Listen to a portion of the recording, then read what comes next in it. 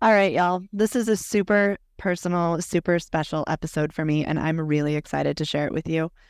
If you're a parent with kids of any age, you're going to want to listen. We're talking with a couple of our good friends about how to talk to your kids about your recovery, and we invited my 16-year-old daughter, Cora, to join in the conversation. Make sure you listen to the very end when she squeezes in one last statement that every parent in recovery needs to hear.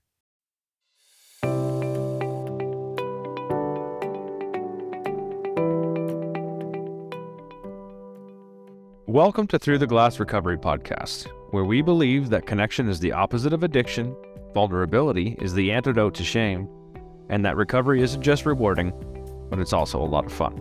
We're your hosts, Steve and Julie. Listen as we get together with friends to shed light on the hard things, talk about the other side of addiction, and how we create a life so full, there's no space left for alcohol.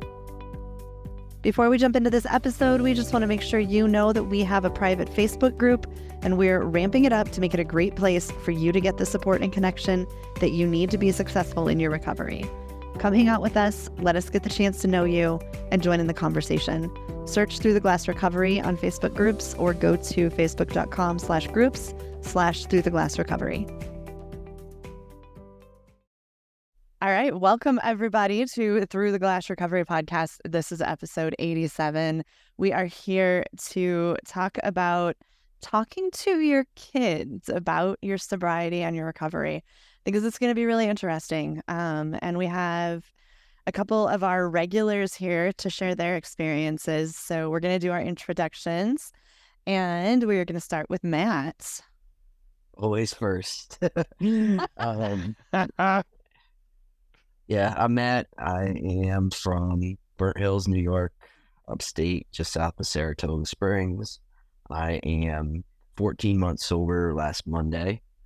I have two kids, a son who is 10 and a daughter who will be 7 in June. I guess the only thing I'd like to kind of share is how today is the 1-year anniversary from when I found you guys on Instagram. So, pretty cool that we're recording today. It is Absolutely. Cool. Yeah, we get to record with you on special days. I love that. Yeah. It's super cool. And yeah, I think it's amazing that it's been a year and we've gotten to like really hang out and get to know you. It's been so much fun. Yep. So thanks for jumping in and being willing to do these with us now too. It's really cool. Yep. Absolutely. Always enjoy it. Yeah. And Miss Rachel, I'm going to let you go next. Hi, I am Rachel, aka Addict with Purpose. First of all, thank you guys so much for just inviting me to come on. This is a topic that's super close to home right now, so I'm grateful to be here. I've been sober 6 3/4 of a year. I am approaching 7 years. I'm super excited about that. My kiddo just turned 17 yesterday, which is really cool because today I get to just be present and a part of my kids' great experiences instead of me calling from a jail cell. So, I just love every opportunity I have to just be a mom and be a part of recovery and a good life. Very cool. Yeah, it's absolutely a gift for sure. Mm-hmm. Grateful for you being here and being willing to chat about this. And not to put any pressure on her, but our third guest is really, really special to me. We've got my daughter here. We've got Cora here to talk about what it's like from a teenager's perspective. So do you want to introduce yourself, Cora? I'm Julie's daughter.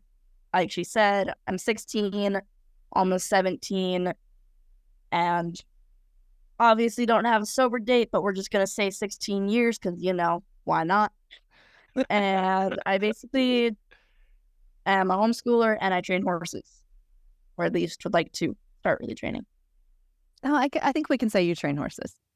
I think you could say that. Yeah, so happy to have you here. It means a lot to me that you're willing to do this. So thank you for being here. That definitely means a lot to us.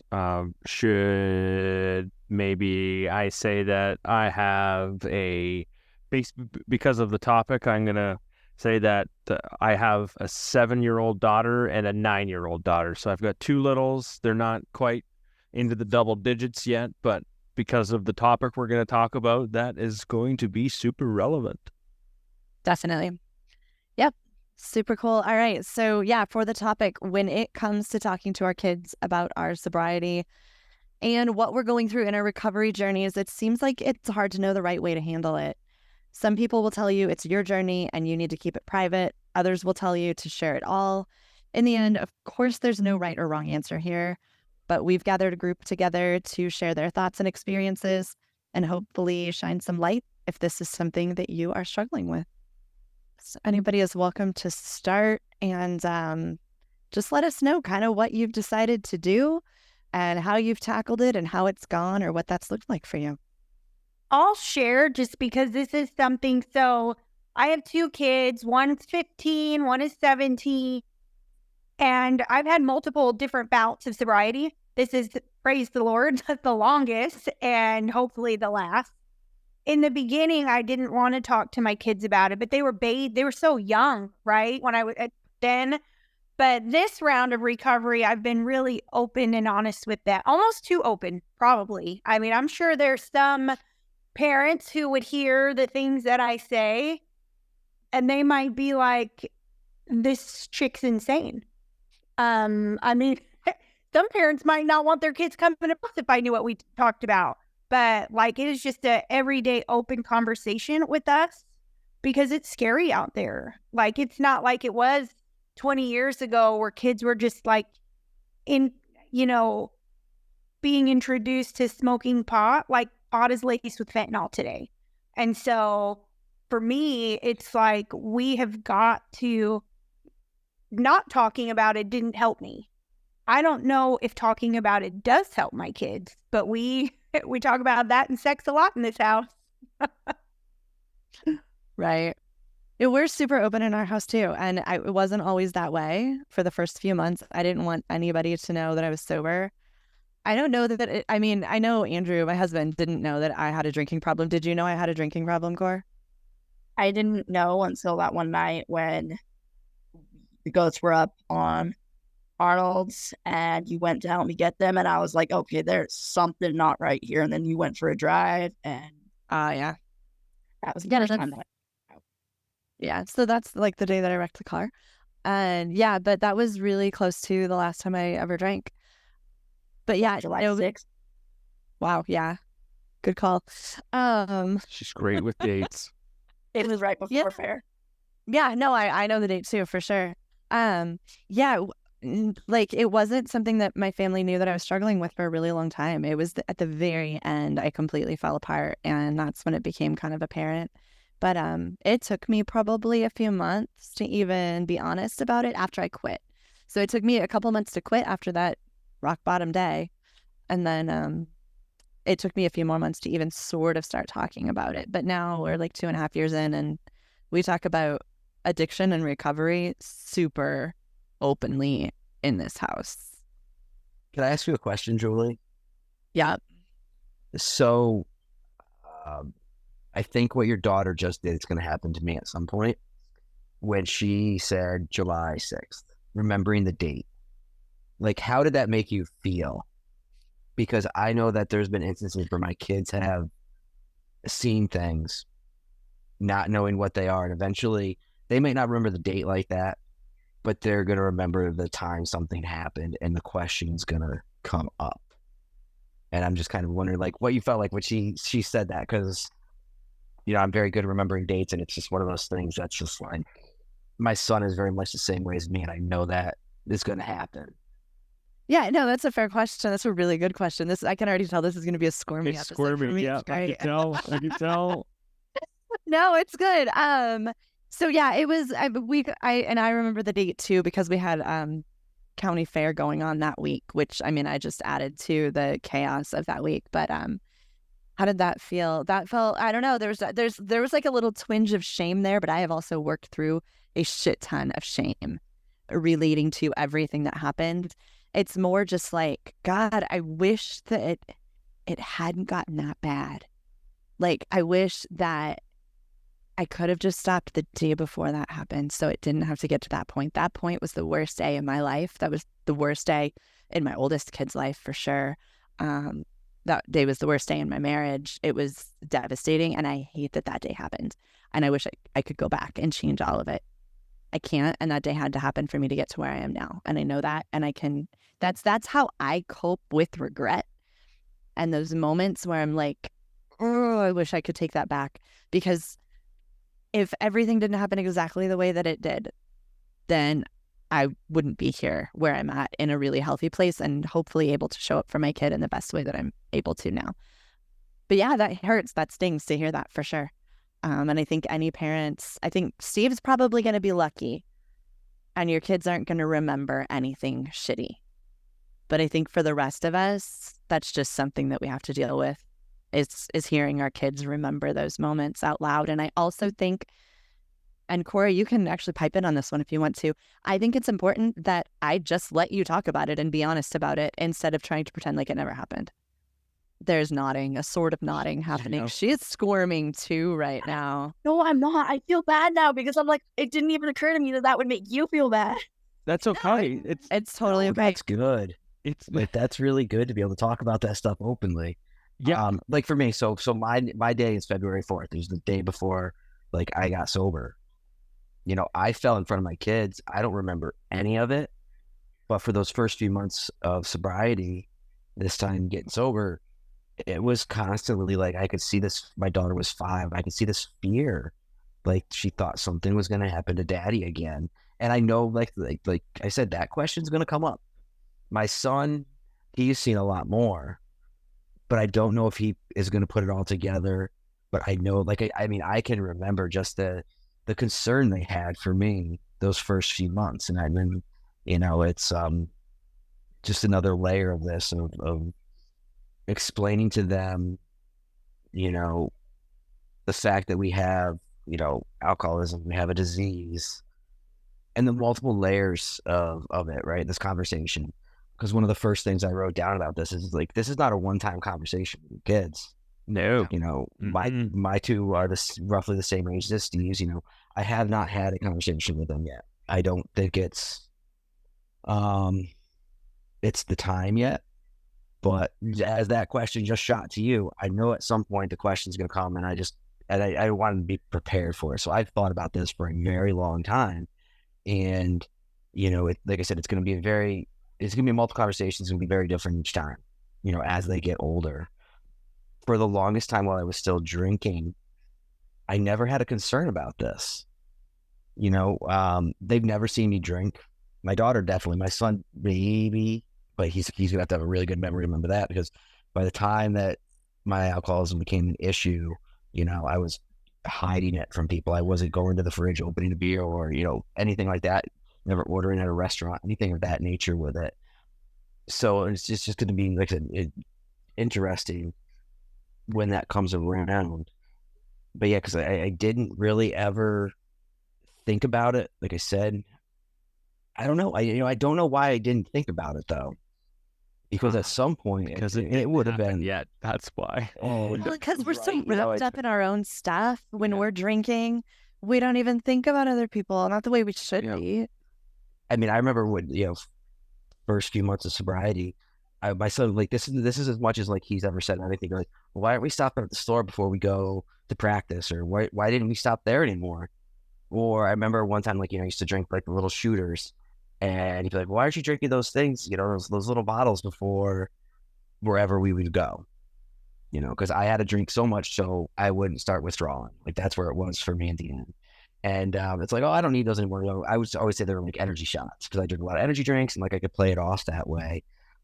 But yeah, that's just gonna be interesting when I feel like for me it's gonna be making Matt squirm right now. Just thinking about it. This has been like a lot. Think about it. Well, okay, so I'll carry out of my next thing with this thing, because you say that. So why it makes me nervous, and I don't want to take. Anyways, why it makes me nervous, right? Steve, and you're able to relate to this very well. You say you had 2 girls, very close to like my daughter's age. And the last few months, I've noticed like the relationship with my daughter change. Like, I am like this perfect person to her. Like, it's daddy, daddy, daddy, daddy, daddy, all this stuff, right? And this may be the first time that you have to, or I have to tell my kids that I'm not this perfect person, even though I know that, but they don't. You know, they're going to love you more for it. Right. And that's part of the other side of it. Like, what it opens up is so much more. But it's like, that's just kind of like one of those things. My parents are getting older, and I see like they can do less than what they used to do. And I don't know if that's why some of this is really like, extra layer to it for me, because you start to see like that type of stuff. And it's like, it just, how the relationship changes. And like I said, I know the end is going to be much better, but it's just kind of like that first part is a lot to. I've told my kids, right? Like I've had conversations with my kids about it, because they've asked multiple times. When I first quit, I went to 4 meetings a week, and that was during bedtime. And so I couldn't put them to bed. So then they wondered, it's the little things that they notice, right? So I couldn't put them to bed. So then they asked me why I wasn't putting them to bed. And so I have to tell them something and give them a little bit of something. I didn't want to just lie to them. So Daddy was getting help, right?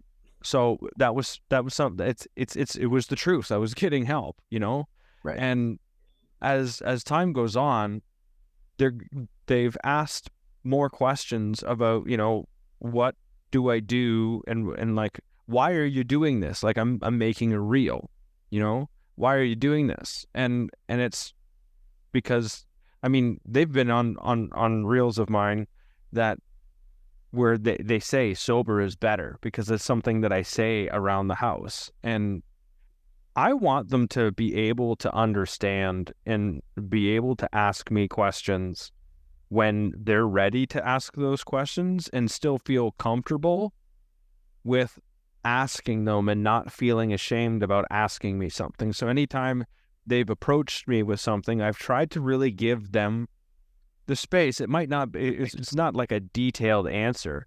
I just said that Daddy was really sick, and that's the truth. I was really sick, and I needed to do something different, and I needed to get help. And then a lot of the times I ask them a question, what do you see? How do you, like, what are you thinking right now? And just to get more out of them, because I want them to, like I said, I want them to feel comfortable about saying sober, and not being afraid to say alcoholic or anything along those lines. Like, that needs to be, I feel like it's around here, a part of their vocabulary, and that's okay. There's nothing to be ashamed about having that as part of your story, I don't think, at all. It's opened the door for them to ask those questions when they feel comfortable, and they don't think any less of me. And I know they're 7 and 9. They're just happy I'm there. So there's listening to what you asked, Matt, and Steve, because yours are littler. I think when our kids are little, they don't see our imperfections. They just see us as super mom and super dad, right? Cora could roll her eyes here at any moment now, and be like, no, you were never perfect. But I strived to be a super mom, right? I never wanted my kids to know that I was having a hard time or struggling. And I will say that as soon as you stop showing up trying to be that, well, and when they're little, they should see you that way, but they're going to get older. They get to like 12, 13. They start like seeing other things going on outside of them instead of just their own little world.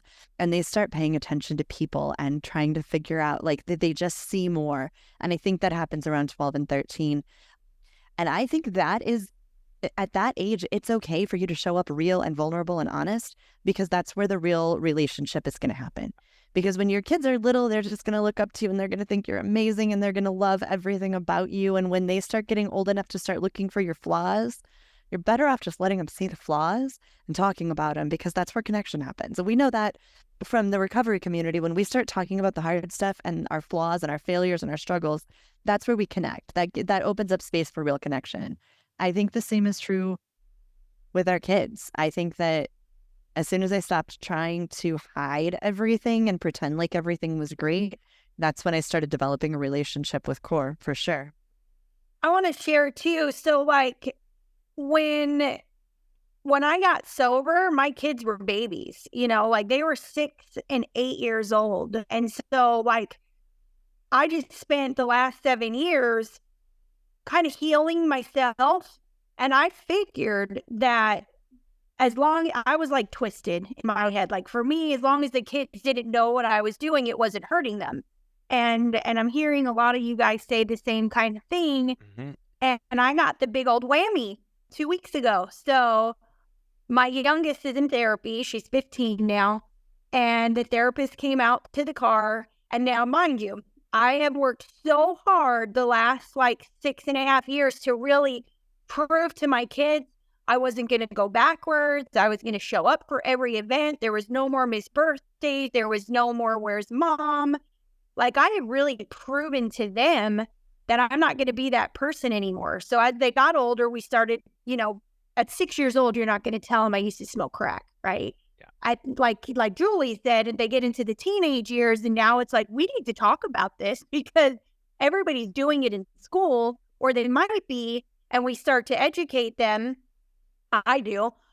So I'm in, my kid's therapist comes out to the car, and she's like, "All right, Mom, we need you to come in. We had some breakthrough, and we need you to come into therapy next week." And I'm thinking, why do I have to come in?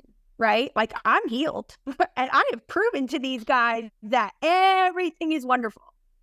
And we're now doing a 6-week session on how I've traumatized my kids. And I'm in my head, I'm like, but I have healed and I have proven to them I'm okay. But just because I'm better doesn't mean the 4, 5, and 6-year-old children I traumatized during my drinking phase that I didn't even think they could comprehend, right? Yeah. They were so little. They remember it all. They remember the fighting between me and their dad. They remember all of it. And it's like they just, now that they're older, they understand why mommy was sleeping all the time, why mommy always had a big cup that nobody was allowed to touch that tasted like crap. And I'm having to start to relive or hear. And I knew eventually I was going to have to hear what I did to hurt them.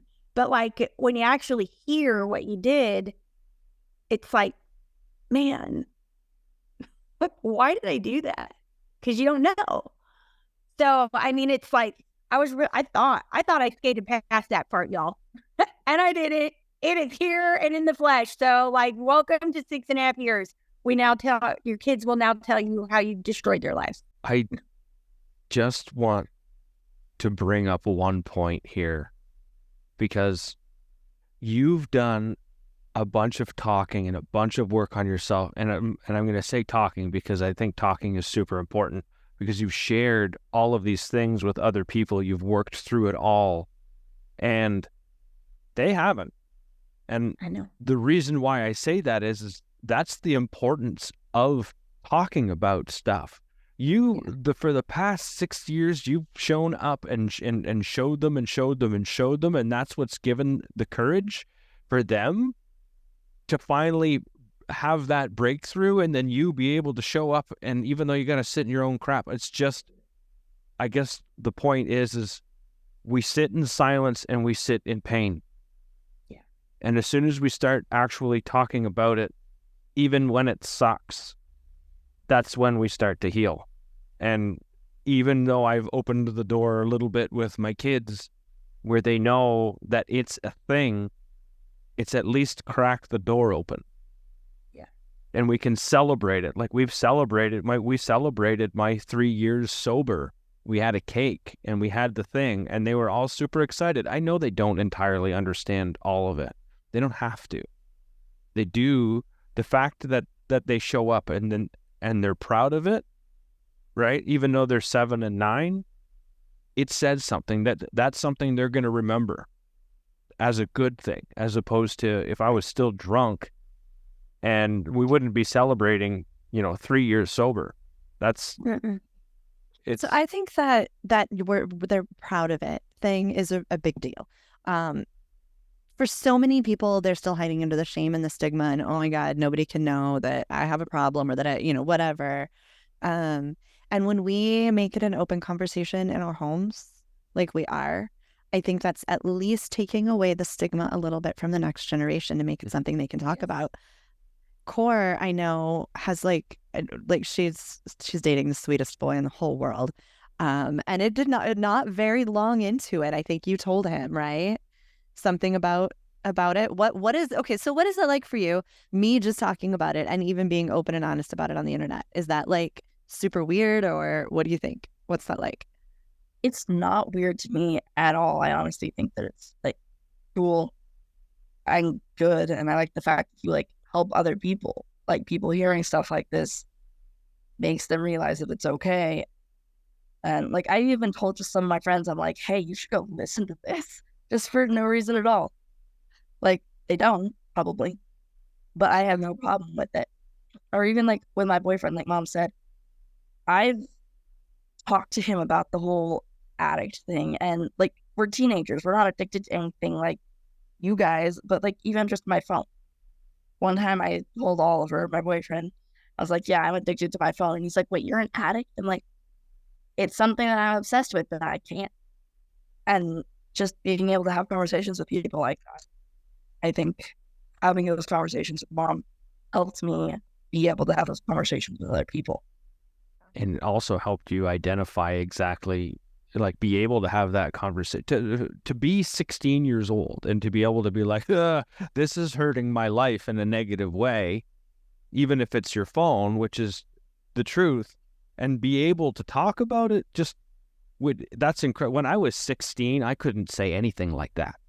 I didn't even I had nowhere close to the wherewithal or self-awareness. But phones weren't around when you were my age. I know. That is true. But I wasn't even that. We had pagers.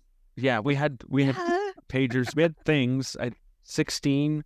I had a cell phone by the time I was like 18 or 19, something like that.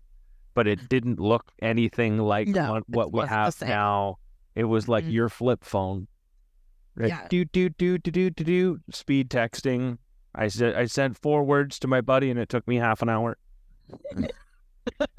Phones today are like I hit 9 4 times. Phones today are like little dopamine producing machines. They just are, and that's not something we had to deal with. So I think that's actually an important point to make too.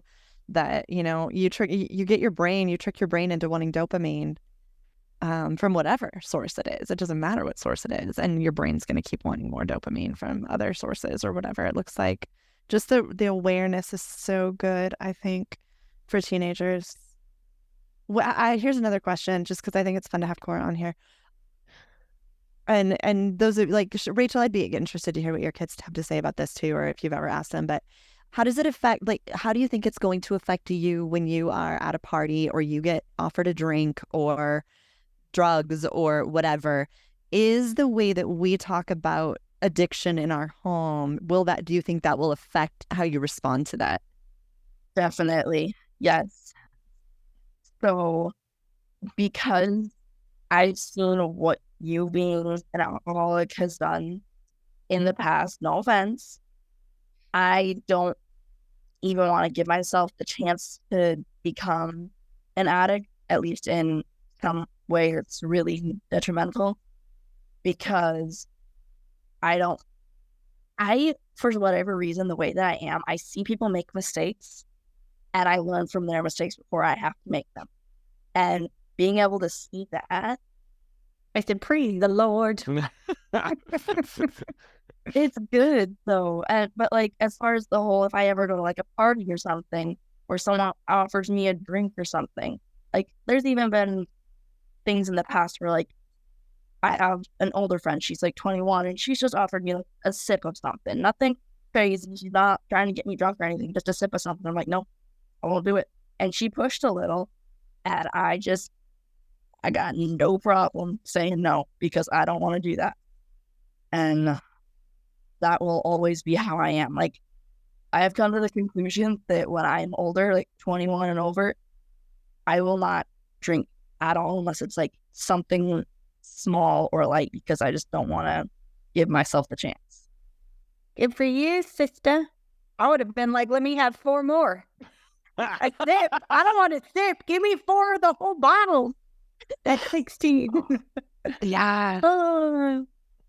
No, it's crazy. Yeah. I think that's probably good to hear, though. I know somebody who's got a teenager that she doesn't even want her, and I want to say she's like maybe 17. She doesn't even want her to know that she's in this battle, that she's going through this, that this is something that she's struggling with, and she wants to hide it from her kid. And I think it's so important to just be, especially at 17, 16, 17, 18. These kids are basically adults. They need to know what's really going on and what real life is like, I think.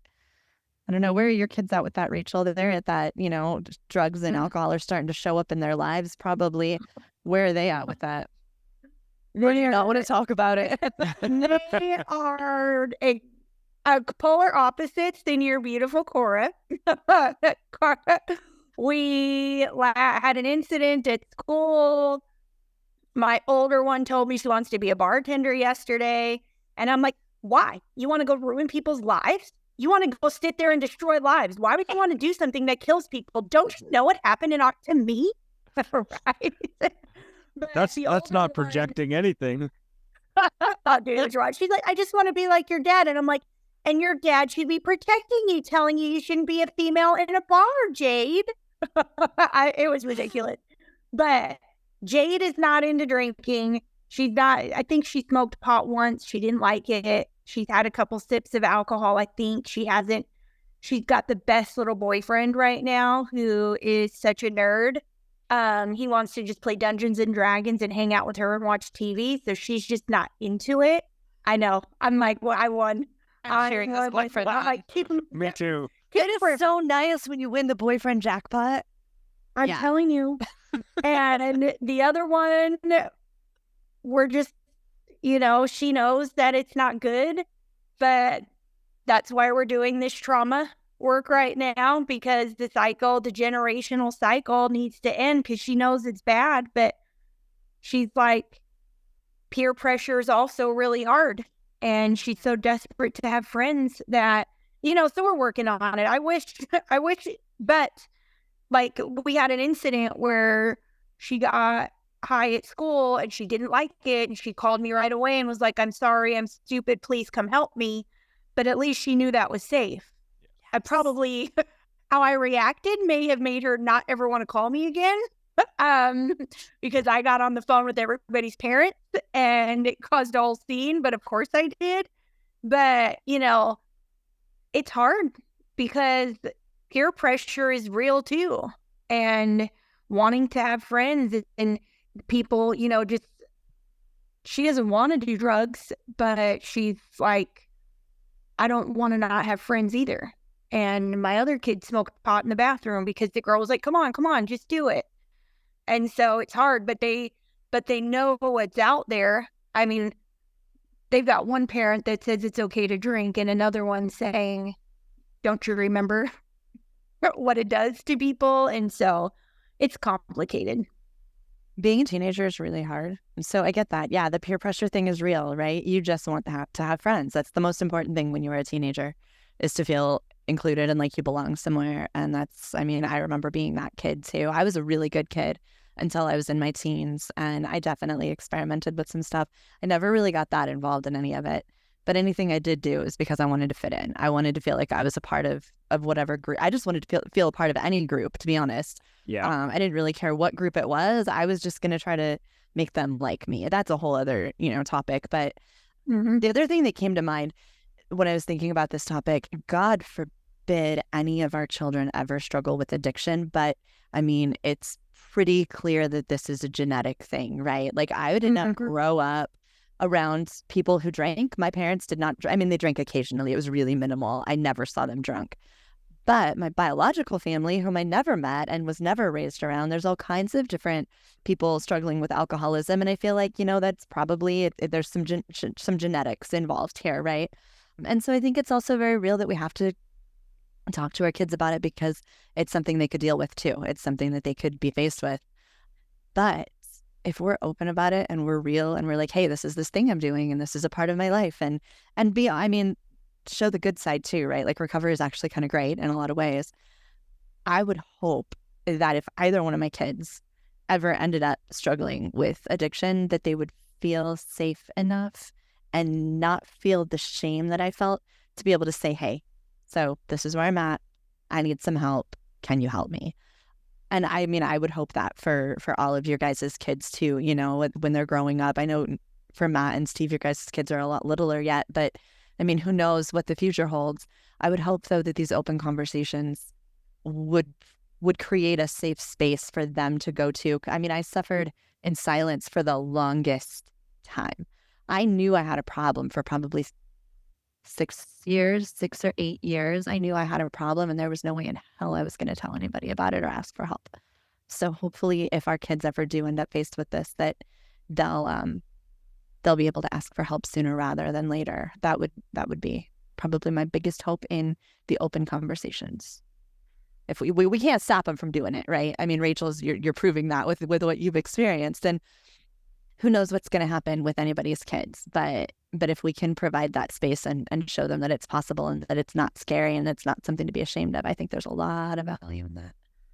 It's keeping that door open, right? Even if if you're cracking it at that young of an age, and not being afraid to talk about just sobriety in general and recovery in general. And I think for me, when I talk about that, they at least can ask a question. I don't have to tell them what it's all about and get into the nitty-gritty detail, because they're too young. The nitty-gritty detail isn't something that's necessary right now. But what I do get to do is still show up, and it might not be about recovery or sobriety, but if I at least include them in the celebration and make them a part of the new lifestyle, the new daddy, you know, this is what daddy does to take care of himself, then at least I'm modeling something to them and giving it a name, so they can connect the two and really, at least, you know, I have a problem, there's a thing here that solves it. And at least there's something to grab onto rather than nothing at all, and then they can ask a question about it. That to me is really important, because just like you, Rachel, you know, you want to give them that best chance and prove to them that you are, you know, healed and good to go and all of that. And part of my healing is being able to show up for them if they need to heal too. Yeah. I think Rachel brought up a good point about having parents with different. Her parents were cool with her as a teenager drinking, like bought, you know, supplied it for them in the house, like it was an acceptable thing. So I think it's important for those situations. I mean, we used to be on the same page. You know, honestly, as we're having this discussion here, I don't even know if we're on the same page anymore. I remember when the kids were young, I was adamant about like educating our children about this stuff, because I knew the chaos that was going on in my head, you know, and she hadn't experienced everything as bad. I hadn't experienced it as bad as it had gotten right at that point. But it's a conversation now that we're having this here. It's like, I probably should talk to her and see what her thoughts are on it. You know, in the end, I take responsibility, though, in my opinion, for this conversation, because it's what I went through. Actually, at one point, I remember we were in an argument. I forget. I don't have to be honest. I don't remember if it was early sobriety or right at the tail end of when I was drinking. But she threatened me with telling the kids about, you know, things Daddy had done. You know, and it goes back also to we've done all this work on ourselves and other people haven't done anything. You know, and it's like when she said that, I'm just like, I got mad, angry, all these things. But I told her, so that's not your spot to tell, you know, the kids and this stuff. Yes, you experienced bad things, you lived through it, but the addiction part, or at least my story of the addiction part, is my story to share. And, you know, that's very important to me. And I think, though, like I said, just clicked to me. Like, that is, though, we're still parents. You know, we might not be together in a relationship anymore, but we are these kids' parents. And that's a important thing, I think, to send the same message. or at least show that we respect each other's views with it, even though we may not agree. For acknowledge them, you know, you respect it, but acknowledge it. But also another thing I wanted to add in here. So, you know, I've been to inpatient treatment 3 times. They also offer, the last place I went was Cairn in Pennsylvania, and they offer an education program for kids. So that's just another thing that, you know, they used to do it virtually. Now it's only in person. So that was always another thing where it's like, oh, I got this. I got somebody else to take care of my responsibility on this one. But they have it for different levels. So, you know, there's another way, depending on what people do for getting sober, that may be out there to help as well, that I think is important to explore too. Because, you know, if you're not comfortable with having the conversation, you know, it's good to have the other options out there as well. Definitely. I know we're going to get close to wrapping this up pretty quick, and I know Cora has to go pretty soon too, but there's a couple things I want to throw in here. First, I'm going to ask Cora a question. Matt was talking about, like, how do you respond when your kid asks you a question or brings up something about when you were drinking? As a kid, how would you hope that I would respond? What would be a helpful, good way for a parent to respond? If you were like, hey, there's this thing I remember, what happened, or this hurt me, or whatever, what would be the best way for a parent to respond? I'm just curious what you think. Honesty. Yeah. Not really beating around the bush or trying to hide anything, just being open and upfront. Like, there's not really anything that I can think of that I would personally ask you that's like, hey, what about this? Especially because we do that a lot. So it's not like I have these built up questions or anything that I don't want to ask. But especially just because, like, since you got comfortable talking about it, I can just ask you things. And it's not weird. I don't feel like maybe I shouldn't ask because she'll get mad. Just don't get mad. Be understanding. They want to know what was going on. They're curious. They want to, like, I can even see, like, thinking that something was their fault. Like, if they ask, like, was this ever my fault? No. And if it was, it was. But, like, if it's not, make sure they know it's not their fault or whatnot. Just. I think she nails it right there. Yeah, I know. I think she absolutely nails it, the being honest part. I think if you're not honest about it, all you end up doing is invalidating their experience. And that's not fair to them. Mm-hmm. And I'm not saying you have to tell the whole story, and I'm going to wrap it up now. But that's not saying you have to tell the whole story, everything. You don't have to, like, just dump all of the things. But the question is the question, and I think it's okay to answer that question honestly. You could tell it's a squirmy experience. It's a squirmy experience because, like any other thing, if we've done something wrong or someone calls us out on something, it's going to squirm. It's going to hurt. It's going to be uncomfortable. But on the other side of that, even opening the door, and you listen to Cora, and Julie's been sober for 2.5 years. She's put a lot of effort into that, and Cora's put a lot of effort into that relationship as it's grown. It doesn't start out clean. It starts out rocky, and it starts out ugly, and it starts out messy, because that's where it was. It was already a mess.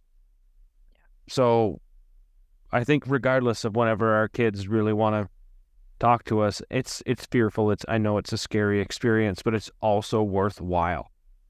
Mm-hmm. Even if it hurts.